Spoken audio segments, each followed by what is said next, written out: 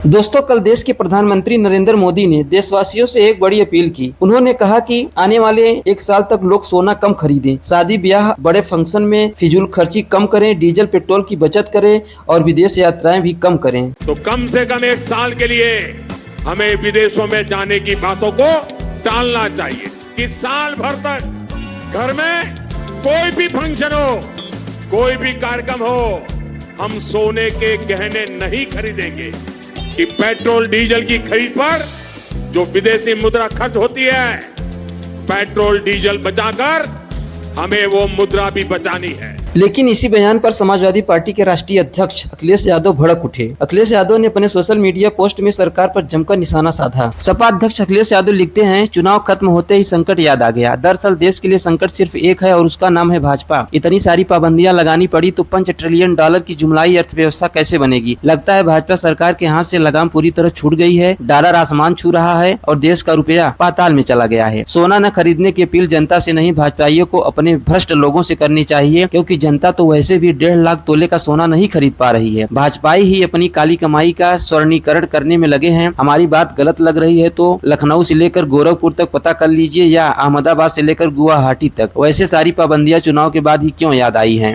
अखिलेश यादव आगे लिखते हैं, भाजपाइयों ने चुनाव में जो हजारों चार्टर हवाई यात्राएं करी, वो क्या पानी से उड़ रही थी? वो क्या होटलों में नहीं ठहर रहे थे या सिलेंडर की फोटो लगाकर खाना बनाकर खा रहे थे? भाजपाइयों ने चुनाव में ही वीडियो कॉन्फ्रेंसिंग से ही प्रचार क्यों नहीं किया? सारी पाबंदियां जनता के लिए ही हैं क्या? इस तरह की अपील से तो व्यापार कारोबार, बाजार में मंदी या महंगाई की आशंका की वजह से डर के साथ घबराहट, बेचैनी, निराशा फैल जाएगी। सरकार का काम अपने अकुल संसाधनों का सदुपयोग करके आपातकालीन हालातों से उबारना होता है, भय या अफरा तफरी फैलाना नहीं। अगर सरकार नहीं चला पा रहे हैं तो भाजपाई अपनी नाकामी स्वीकार करें, देश को बर्बाद न करें। वैसे भी इन हालातों की असली वजह विदेश नीति के मामले में देश की परंपरागत निरपेक्षता की नीति से भाजपा सरकार का हटकर कुछ गुटों के पीछे कुछ खास वजहों और दबावों की वजह से चलना है। इसका खामियाजा देश की जनता को महंगाई, बेरोजगारी, बेकारी और मंदी की मार के रूप में भुगतना पड़ रहा है। किसान मजदूर से लेकर हर युवा, हर गृहिणी, नौकरी पेशा, पेशेवर, कारोबारी, मतलब हर कोई